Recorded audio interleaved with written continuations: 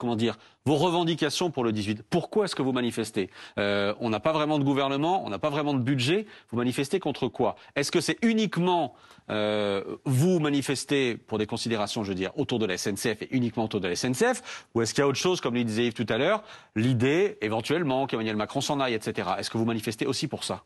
Non, enfin, nous, on veut changer de politique. Mais changer de politique, mais même dans politique des transports, et ça fait lien avec le ferroviaire. Par exemple, on dit aujourd'hui, il faut que le ferroviaire, et ça, c'est un sujet de politique, un sujet de budget des transports, on nous avait annoncé 100 milliards d'euros. Enfin, nous qui l'avions dit, c'était Elisabeth Borne. Aujourd'hui, il nous manque d'investissement. Il manque 3 milliards d'euros par an. 3 milliards d'euros.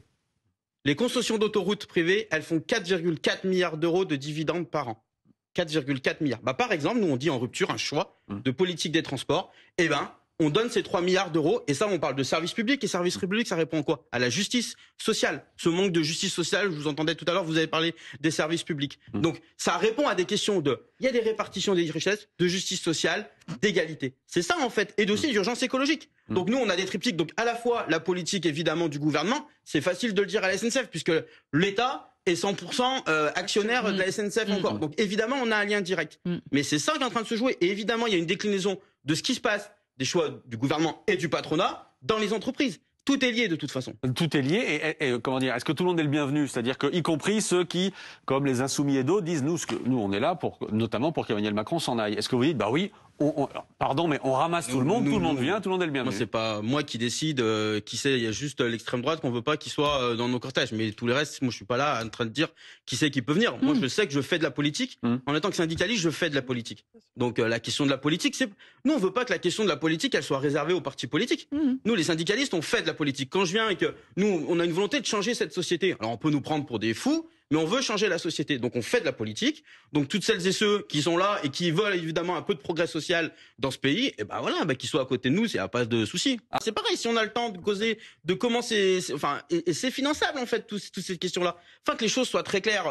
Nous quand on porte des revendications, elles sont réalisables. Alors après c'est sûr qu'il faut répartir un peu mieux les richesses. Là on est perdu avec ces milliards d'euros qu'on répète à tous les plateaux, mais aujourd'hui il y a de l'argent pour évidemment avoir, et ça c'est une question de justice sociale. Ah mais bien sûr. Non mais moi je veux bien qu'on m'explique qu'il y a alors j'ai mes petites fiches, et il y a 0,1% des plus riches qui payent proportionnellement moins d'impôts que le reste de la population. Comment on l'explique ça? Comment on l'explique? Il y a évidemment ce sentiment d'injustice sociale et donc de fiscale, évidemment qu'il faut avancer là-dessus. Mais il n'y a pas que là-dessus.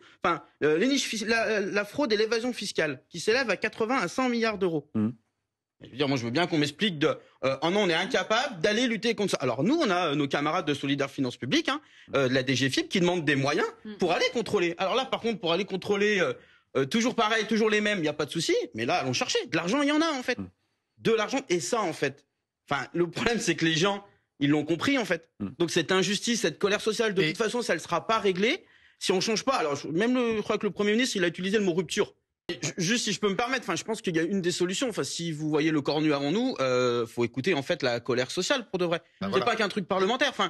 Moi je le dis, mais même sur les 211 milliards d'aides publiques sans contrepartie, aujourd'hui on a des salariés qui vont être licenciés. On leur annonce des licenciements à la fin de l'année. Et dans les 211 milliards, il y a leurs entreprises, par exemple, qui ont fait qui ont obtenu des aides publiques sans contrepartie.